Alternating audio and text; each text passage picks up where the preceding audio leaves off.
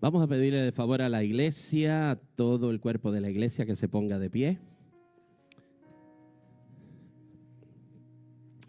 Vamos a entrar en un estudio, en un relato bien conocido para todos. Pero quisiera traerlo de una manera diferente porque estamos hablando de saber y reconocer no tan solo la voz de Dios, sino cuando Él da una respuesta. Vamos a leer en Éxodo 16 del 1 al 3 y luego pasaremos a los versículos 31 y 32. Dice la palabra de la siguiente manera: partió luego de Elim toda la congregación de los hijos de Israel y vino al desierto de Sin, que está entre Elim y Sinaí, a los 15 días del segundo mes después que salieron de la tierra de Egipto. Y toda la congregación de los hijos de Israel, ¿qué hizo? ¿Contra quién? Y en el desierto.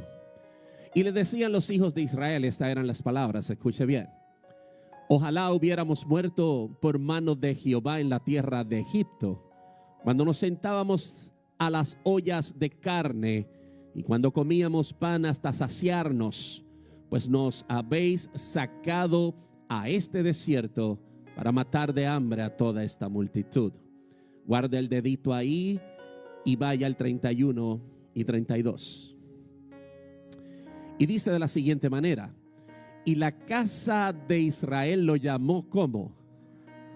Y era como semilla de culantro, blanco, y su sabor como de hojuelas con miel. Y dijo Moisés: esto es lo que Jehová ha mandado. Que el Señor bendiga su santa palabra. Amantísimo Padre Celestial, te doy las gracias, Señor, porque en este momento te encuentras con nosotros y tu Espíritu Santo nos va a dirigir al entendimiento y comprensión, análisis y práctica de esta palabra. Señor, tu palabra cumplirá lo que has prometido, que no retornará atrás vacía. Llena nuestros corazones de tu entendimiento, de tus pensamientos, de la manera, Señor, en cómo sientes y esperas que nosotros reaccionemos a esto que vamos a estudiar en esta hermosa tarde.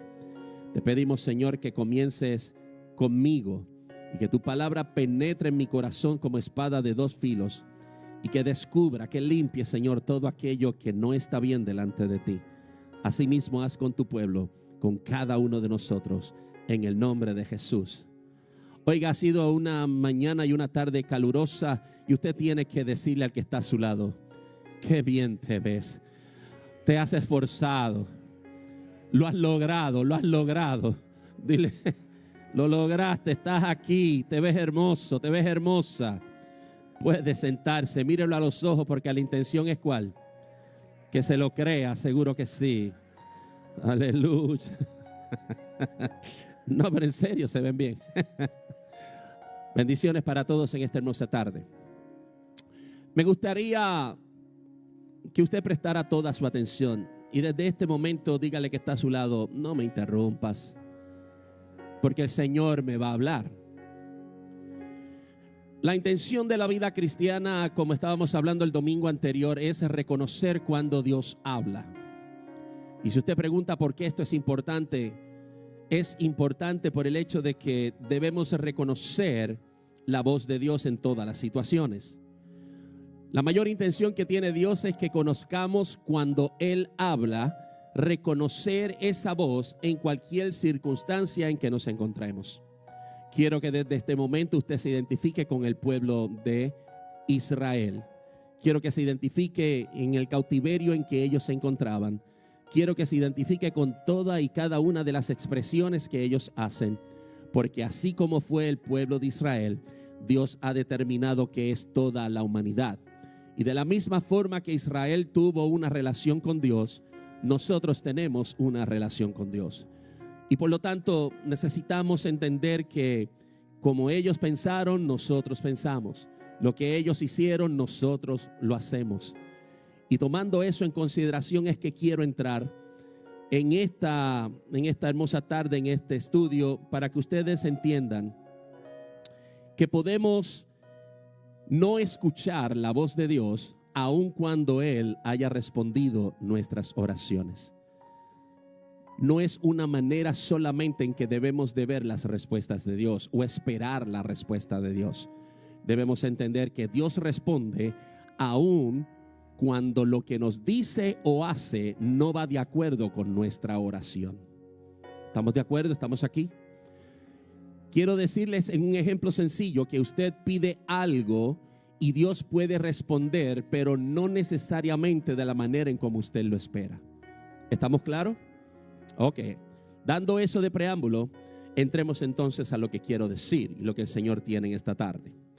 Moisés es el que escribe toda esta narrativa de lo que está ocurriendo en esa historia, en ese viaje, esa autobiografía de esa peregrinación de un lugar a otro extremo, de donde estaba Israel a donde Dios lo quería ubicar.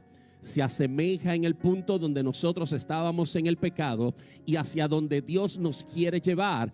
Y somos peregrinos en este lugar, porque a pesar de que estamos en este mundo, ¿cuál es la idea? De que no somos de dónde, no somos de este lugar.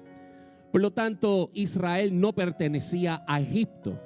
Israel pertenecía a una tierra de una promesa donde fluía la prosperidad, la leche y la miel. Pero estaba encerrado en otro lugar donde era prisionero y era esclavo, semejante al pecado cuando estábamos en nuestra antigua vida. Así que cuando ellos salen de este lugar, comienzan a experimentar un sinnúmero de emociones porque estaban introduciéndose a un nuevo comienzo en sus vidas, unas nuevas experiencias de cosas que nunca habían experimentado. Cuando nosotros somos creyentes y le decimos al Señor que entre en nuestro corazón, comenzaremos a vivir experiencias que nunca habíamos experimentado. El que es novio de una pareja y luego se casa, experimentará ¿qué? Emociones y situaciones que nunca había experimentado, porque ser novio no es lo mismo que ser esposo. Eso es amén. Y ser esposa y ser novia no es lo mismo que ser ¿qué? Esposa. ¿Dónde están las esposas aquí que pueden testificar eso de los maridos? ¿Y dónde están los maridos que pueden decir eso de las esposas? Ok. Como que las esposas son más valientes de responder a los maridos.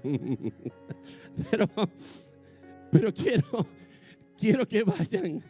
No sé qué va a pasar después, pero bajito, pastor, que no me meta en problemas. Pero lo que quiero decir es lo siguiente: es un nuevo comienzo donde el pueblo de Israel no ha sentido lo que Dios los está llevando a sentir. No han estado donde Dios quiere llevarlos. De hecho, no conocen al Dios que los está llevando a ese nuevo lugar. 2 meses y medio luego de haber salido de la esclavitud, en el versículo 16, número 3, segunda línea, dice: pero ahora, esta es una queja en contra de Moisés, pero ahora tú nos has traído a este desierto para matarnos ¿de qué? Para matarnos de hambre.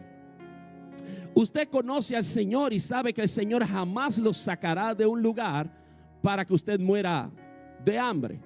No los sacará de un lugar para que usted tenga una necesidad, porque Dios es Dios y Jehová Jireh.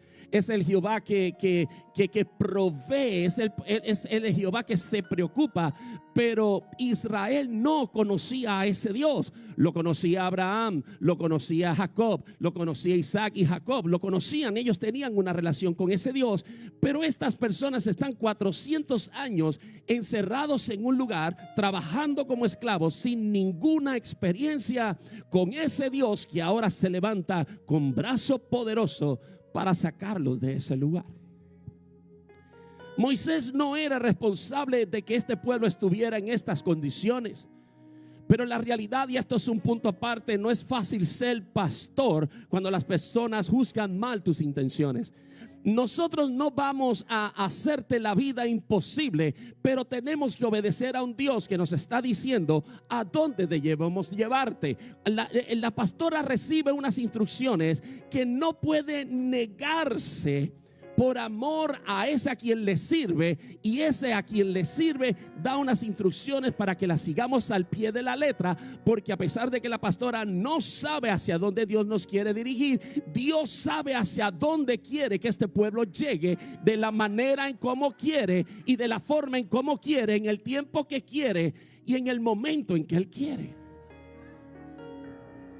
Por lo tanto, Moisés como pastor, nuestra amada pastora como directores y líderes de este grupo saben a dónde van a dirigirnos, porque ellos saben las instrucciones de Dios. Pero es Moisés el único que tiene una experiencia con Dios. Es Moisés el único que está recibiendo esas instrucciones. Y por lo tanto, cada vez que es algo nuevo, cada vez que surge algo nuevo en nuestras vidas, amados hermanos, siempre hay un periodo de transición.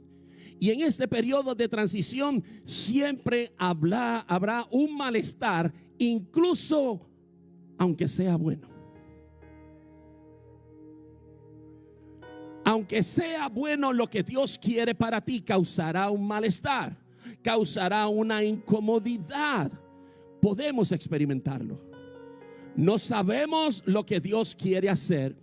No sabemos cómo quiere hacerlo, no sabemos cuándo quiere hacerlo, pero sí sabemos que tenemos que seguir unas instrucciones, un nuevo camino, una nueva ruta, un nuevo ambiente, un nuevo líder. Y tenemos que dejarnos llevar por eso, y eso nos cuesta trabajo. Todo el pueblo se encontraba en el desierto siguiendo a un Dios que no habían conocido, y que les ofrecía una libertad que no habían tenido por más de 400 años. Y creo que usted está de acuerdo conmigo que todas estas cosas, el hecho de habernos convertido, es una transición que experimentamos de forma violenta, de lo que éramos a lo que Dios quiere que seamos, de cómo pensábamos antes a cómo Dios quiere que pensemos ahora. Estamos en una transición que hasta el sol de hoy seguimos luchando con ella. El término transición es el término que se utiliza normalmente, lo tengo aquí, para definir el cambio o el traspaso de un estado, sea emocional, histórico o social, que significan cambios importantes en la vida de las personas y que en la mayoría de los casos puede llevar mucho tiempo. Tome eso en consideración, porque hoy que le amamos, hoy que le servimos y que decimos que amamos a ese Dios, todavía estamos en transición y todavía estamos luchando contra la violencia de esa transición, de esto que es nuevo. Aunque llevemos mucho tiempo, seguirá siendo nuevo, y la batalla en contra de como éramos antes a lo que Dios quiere continuará hasta el día final de nuestras vidas. Ahora, estos cambios importantes en la vida de las personas, en la mayoría de los casos, llevan mucho tiempo. Cuando hablamos de transición, añado a la definición, siempre estamos dando a entender que hablamos de algo que cambia o se altera. Yo era de una manera y Dios vino ¿a qué? A alterar, a incomodar lo que yo era, porque lo que yo era no da espacio a lo que Dios quiere que yo sea. No pueden convivir estas dos naturalezas de la misma manera, de la misma forma, en el mismo lugar. Siempre una dominará a la otra.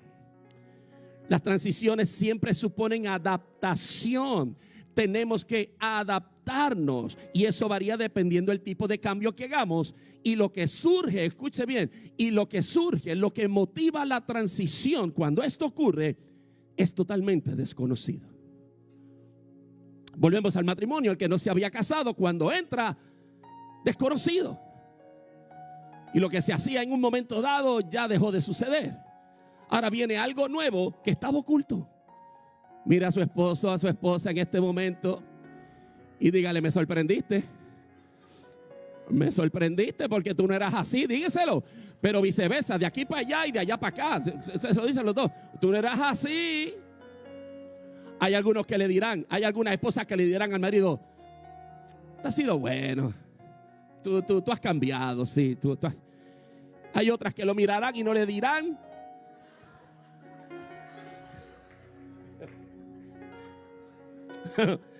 Pero bueno, allá el esposo y la esposa que sabe lo que esa persona quiere decir. Pero Israel ha estado caminando. Te veo muy callado, Jonathan, estás pensando. Israel ha estado caminando por el desierto durante 2 meses y medio. Y eso es una caminata larga para un pueblo que ha estado en reposo 400 años. Y cuando Dios te dice muévete y te has aclimatado al ambiente en el que te rodea, se te hace difícil moverte en la dirección que Dios te envía para liberarte de algo, porque ya estás acostumbrado a eso. Y hay gente que está acostumbrada a la esclavitud. Hay gente acostumbrada a las malas palabras, a las malas actitudes, al mal carácter, al mal temperamento, a las malas amistades, a las malas relaciones. Hay personas que están acostumbradas que aún Dios diciéndole el cambio y la transición será buena, no quieren salir de la esclavitud. No quieren salir de ese lugar. ¿Por qué? Porque la mente y el corazón se niega a transicionar a algo a lo cual lo llevará a una incertidumbre, porque nunca habían experimentado el amor de Dios, el perdón de Dios, la restitución de Dios, todas las cosas. La santidad de Dios es desconocida. 2 meses y medio llevando todo lo que tenían. Y cuando digo todo lo que tenían, escuche bien, porque este pueblo, al igual que nosotros, cuando salimos del pecado, cargamos con nuestros recuerdos, cargamos con nuestras posesiones, nuestros hábitos, cargamos con nuestras tendencias. Y Dios mandó a que recogieran todas las cosas. Dios sabía que el corazón iba a tener una tendencia de la esclavitud. Dios sabía que las actitudes pudieran haberse quedado en el lugar de donde Él los sacó.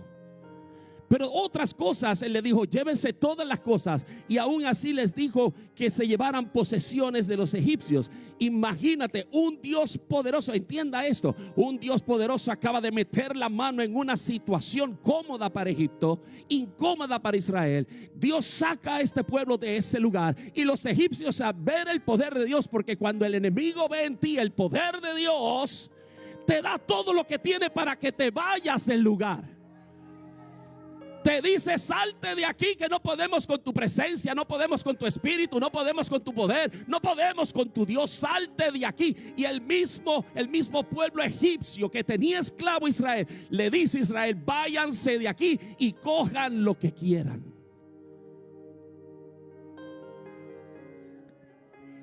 Dios no te iba a sacar de ese lugar sin darte una bendición. Dios hace una transferencia en el Mar Rojo, porque el Mar Rojo significa que, dice la Biblia, que fue entregado el oro, la plata a los egipcios. En el Mar Rojo Dios hizo una cancelación sobrenatural de deuda. Si algo pensaban los hijos de Israel que Egipto les debía, Dios saldó la deuda, le quitó todo Egipto para dárselo a Israel.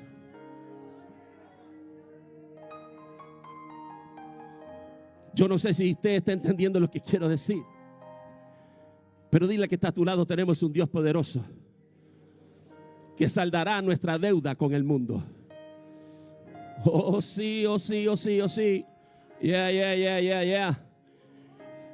Dios saldó las cuentas sobrenaturalmente. ¿Sabe por qué? Porque Dios es un CPA.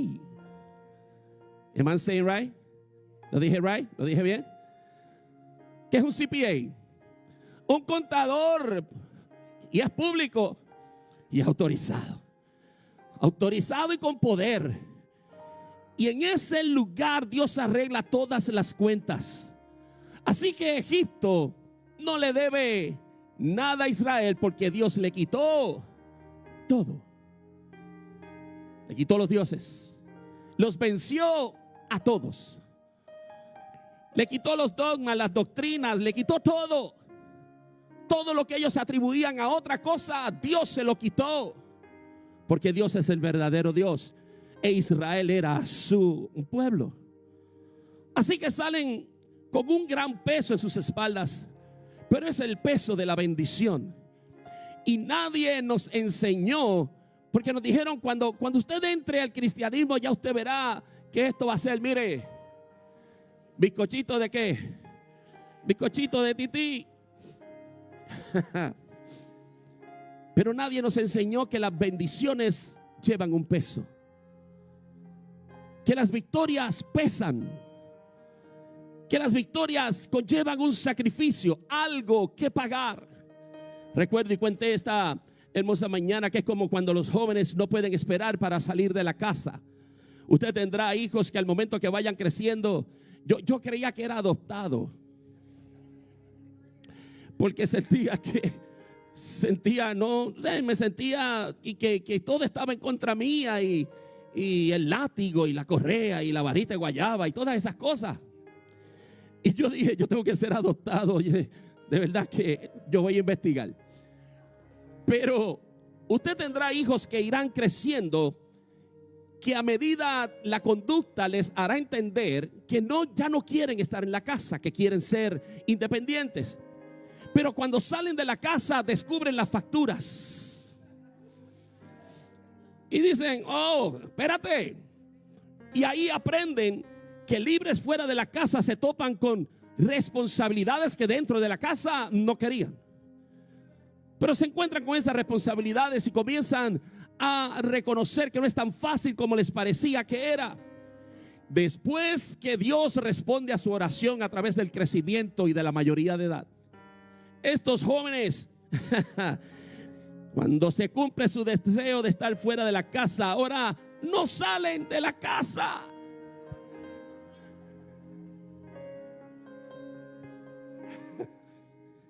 Ahora no salen de la casa porque se dieron cuenta que la libertad es cara y tiene un gran precio. Le dije a los jóvenes de viernes que es bueno que usted se siente en un restaurante y pida lo que quiera y ninguno de ustedes le dice a su papá, deja ver el ticket a ver cuánto es. No se lo dice. Usted come y se da el lujo de pedir ¿qué?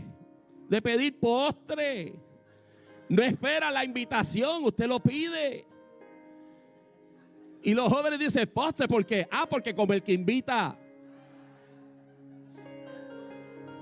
Pues ¿para qué preocuparme? Qué bueno es no tener que ver el recibo. Qué bueno es no tener que pagar la factura. Y le dije, aprovechen ese tiempo, porque luego de ahí comenzarán las responsabilidades que hoy sus padres tienen con ustedes y ustedes ocuparán ese espacio con sus hijos también. Así que Israel en gran medida eran personas que de repente se encontraban sin hogar, que aunque esclavos tenían un lugar. Escucha bien lo que te estoy diciendo. Aunque esclavos tenían un lugar, aunque esclavos tenían alimento. Se movían de un lugar a otro tratando de adaptarse a una nueva ruta, porque seguir a Dios es incómodo. No tenían lugar donde descansar. Un nuevo ambiente, un nuevo líder y ahora un Dios con el cual tendrían que comenzar a confiar, porque nunca habían tenido una relación. ¿Se parece eso a alguno de tus casos? ¿Algún caso de aquí? ¿Se parece esa situación a usted con Dios? Entonces, en medio de esta incertidumbre, de no saber hacia dónde se dirigen, recuerde, Dios le dijo a través de Moisés que irían a un lugar donde fluía leche, pero no sabían la ruta. Deja un líder para que los guíe y no les dice ni cuánto tiempo, ni cuánto tendrían que caminar y cómo era la dirección, dónde y qué ruta seguir. Pero Dios se hizo presente en ese momento. Porque cuando analizamos nuestra vida nos damos cuenta que cuando pasamos por el momento más difícil no fue tan duro como debería ser, porque Dios estaba ahí. Sabe que en el desierto, en los días, el calor es insoportable. Si usted dice, ¿qué calor está en Puerto Rico? Allá duplica la temperatura de lo que usted siente aquí. Y para que ellos no tuvieran que pasar el trabajo duro de sentir la agonía, Dios por el día se convertía en una ¿qué? Bajaba en forma de ¿qué? De una columna de nube. Y si el día es caluroso, el día es totalmente frío. Y también Dios se aparecía en columna de fuego para que el frío no fuera tanto como debió haber sido. ¿Recuerdas que en tu momento peor en que te encontraste, las cosas no fueron peor como debieron haber sido? Porque Dios estaba presente como tu columna de fuego por las noches y como columna de nube durante el día. Y a pesar de que fue duro, tú tienes tus experiencias y tú sabes que fue duro. Pero no puedes olvidar que la presencia de Dios estuvo en ese lugar, calmando la situación, porque pudo haber sido peor. Y la importancia de ser creyente es entender que aunque las cosas no están como nos agradan, Dios está presente. La realidad de que no prometió una vida sin situaciones. La realidad que debemos entender es que Él dijo que a pesar de las situaciones, Él estaría presente. Dios no sacó a Israel de Egipto para llevarlos momentáneamente, rápidamente al lugar donde fluía leche y miel. Dios da una dirección. Usted tiene que caminar.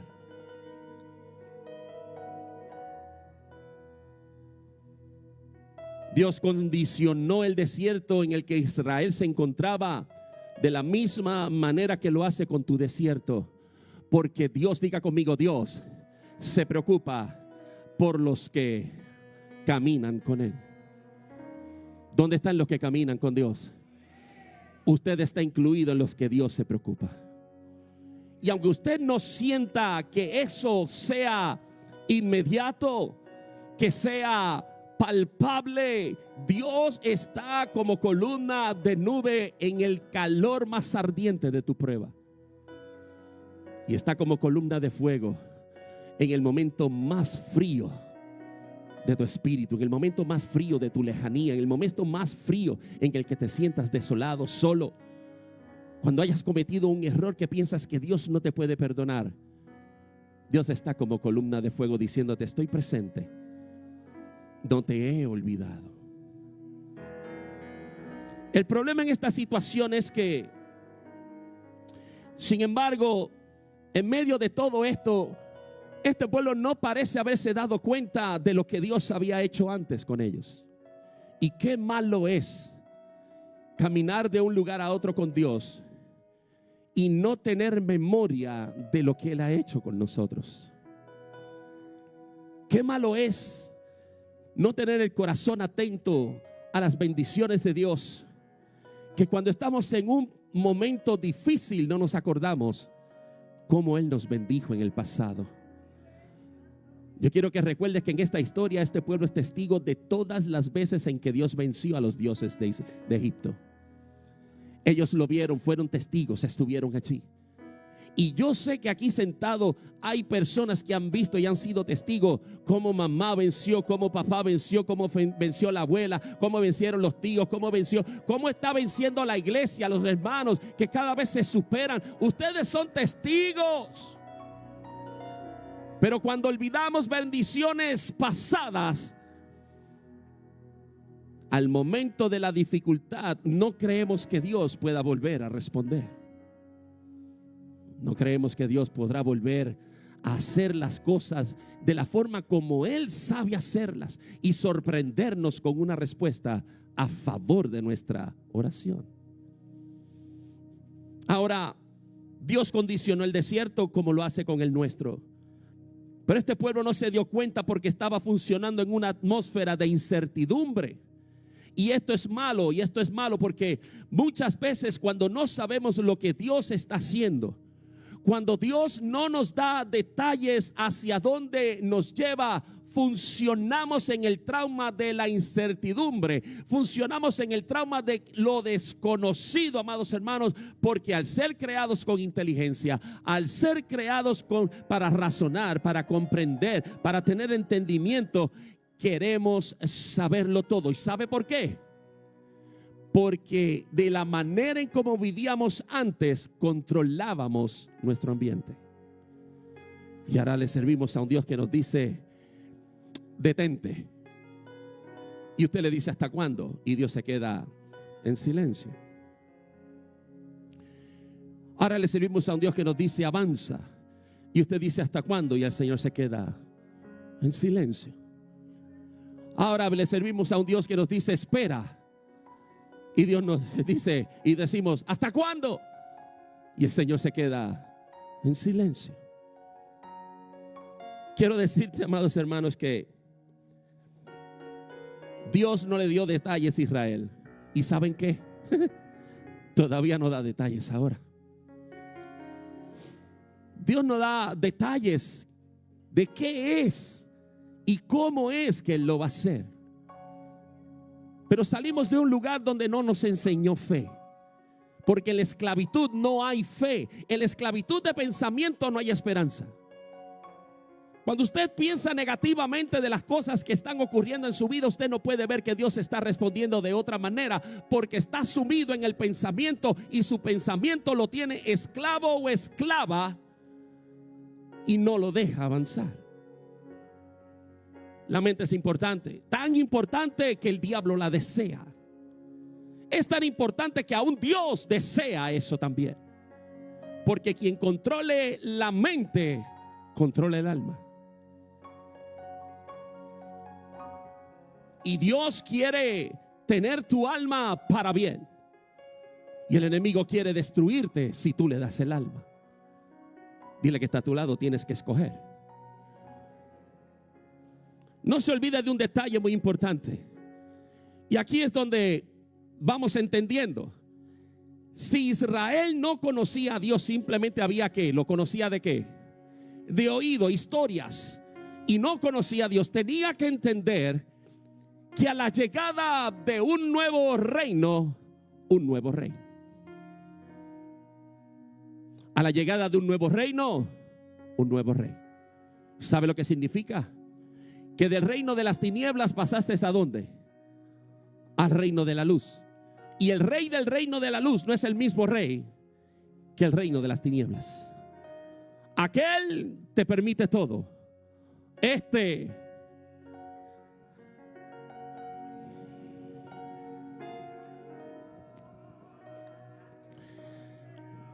Aquel no le importa lo que hagas, pero aquel no te quiere, aquel te quiere llevar al infierno, pero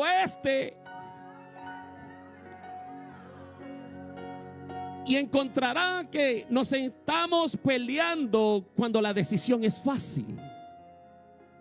La lógica, el entendimiento me da a entender a qué rey yo tengo que servir. Pero decirlo y hacerlo quizás sea algo difícil para muchos. Lo fue para mí. ¿Cuántos están conmigo? Sigue siendo difícil. Sigue siendo difícil. Pero tenemos que tomar decisiones que le convengan a nuestro espíritu. Tenemos que tomar decisiones que le convengan a nuestra alma. Y entonces, un nuevo rey, un nuevo reino. Y quizás eso sea lo que haga falta a muchos: convertir a Dios en su Dios. Dios se aparece en este pueblo y le dice a Abraham: tu pueblo será mi pueblo y tu Dios será mi Dios. Le dice Ruth a su suegra, Noemí, ¿verdad? Dios le dijo a Abraham: sacaré de ti una nación, y esa nación será mi pueblo. Ya Dios tenía un plan e iba a ejecutar ese plan. No importa la incomodidad que sintiera el pueblo, Dios se iba a revelar como su Dios y le iba a dar a entender que ellos para Él eran su pueblo. Estás incómodo, estás incómoda, pero Dios no se cansará de demostrarte que tú para Él eres su pueblo. Dios no se va a cansar de eso. Pero Israel estaba acostumbrado al tiempo, al ambiente de la esclavitud. Y me pregunto, ¿y tú? ¿Estás acostumbrado a cómo vivías antes y te gusta más de lo que Dios está haciendo por ti ahora? ¿Te gustaba el ruido de Egipto, pero ahora no te gusta el silencio de Dios? Hay gente que dice: no me puedo mudar de la zona metropolitana porque me gusta el bullicio y me gusta que los carros con la corneta y la bocina y ese revolú de para arriba, para abajo, huelgas, y hay otros que dicen: yo no aguanto el ruido de la ciudad, me prefiero irme allá al campo. Lo que pasa es que cuando Dios ofrece, no considera otro término. Lo que Dios ofrece es lo que tú necesitas. Dios no consulta si te agrada o no te agrada, porque Él sabe lo que es mejor para ti. El problema es que te quita la autoridad sobre tu vida y Él asume autoridad sobre tu vida. Y probablemente sea esa la transferencia con la cual no queremos cooperar. No queremos cooperar con la transición que Él tiene de hacerse para nosotros Dios. Y nosotros se nos hace difícil ser su pueblo. Ahora, ¿sabe usted lo que es orar y esperar? Y que cuando Dios responda no podamos reconocer que Él ya respondió a nuestra petición. Le voy a explicar y estoy terminando. Usted ora por algo y usted tiene en su mente, de hecho ya usted está esperando la respuesta que ya usted tiene en su mente. Usted dice en su mente: lo que estoy pidiendo es bueno, lo que estoy pidiendo me conviene, creo que lo que estoy pidiendo está en la voluntad de Dios. Pero el asunto es el siguiente: ¿qué tal si Dios responde, pero usted no reconoce la respuesta porque en su mente ya tiene una respuesta? ¿Qué tal si ya Dios respondió y por nosotros tener una idea en nuestra mente, entonces no podemos reconocer que Él ya respondió? Y usted dice: bueno, pero es que si respondió, yo no veo la respuesta. Vaya conmigo.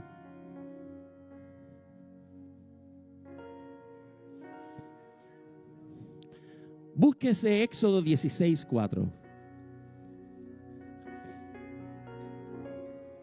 Mire lo que dice la palabra de Dios.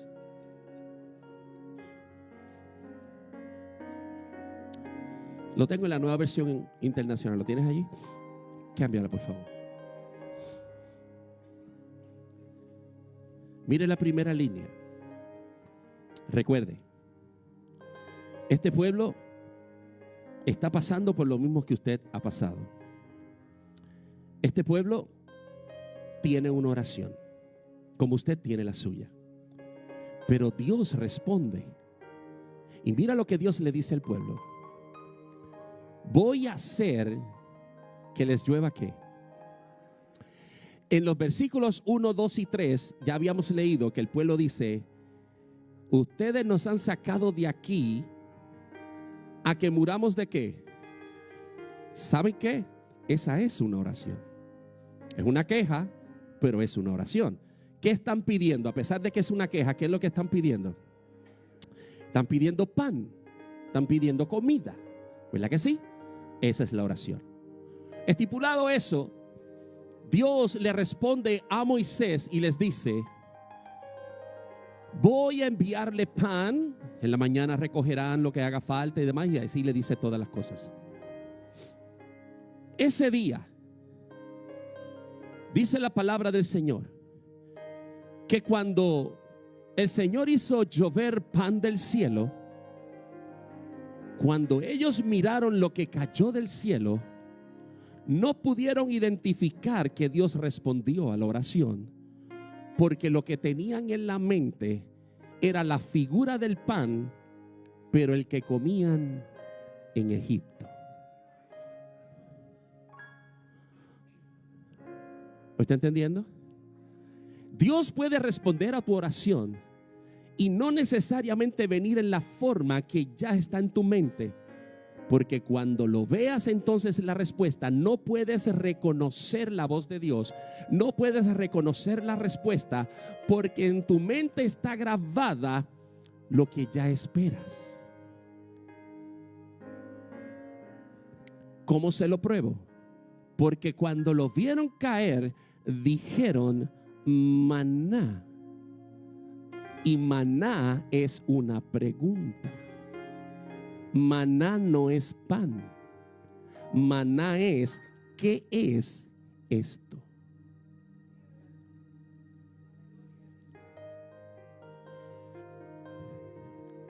Quiero que entiendas esto. Si usted le pidiera paciencia a Dios, ¿qué Dios le traería a usted? Problemas. Si usted le pediría el don de perdonar, ¿qué le traería a usted Dios? Enemigos. Si usted le dice a Dios que le prospere, ¿qué le traería a Dios? Escasez. Pregunto, ¿acaso se parece a la oración que hiciste?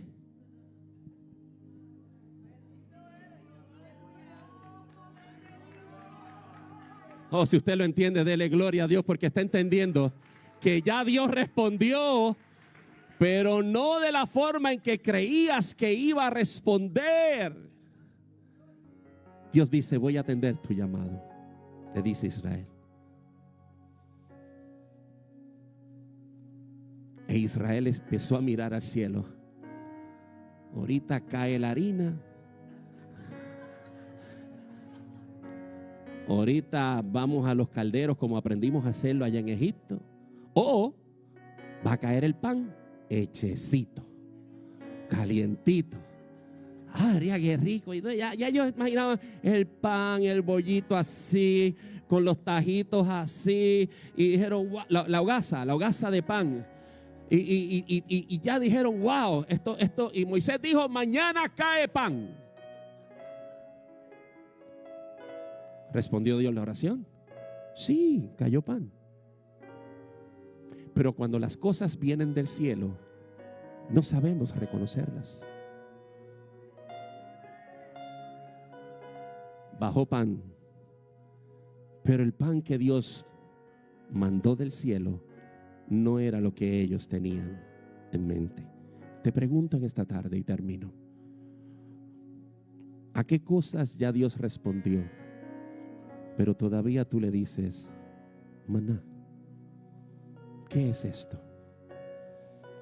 Pediste que el Señor te diera victoria, pero te envió prueba. Le pediste a Dios que terminara con esta situación, pero todavía permanece. Le dijiste al Señor, consígueme un nuevo trabajo, consígueme más dinero en el trabajo, pero te despidieron del que tienes. Y dices, ¿qué es esto? Maná. Quieres perdonar a tu esposo, pero lo más que te da son problemas. Y le dices a Dios, maná.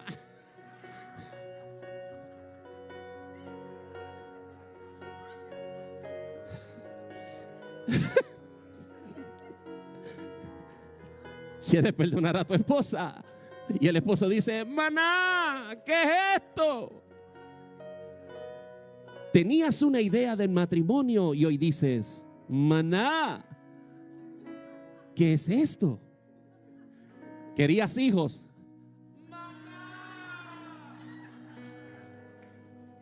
¿Qué es esto?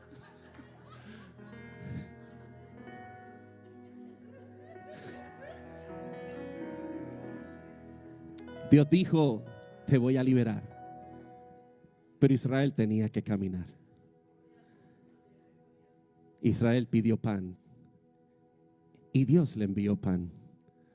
La pregunta es, ¿qué tienes en tu mente que no te deja reconocer que ya Dios respondió tu oración?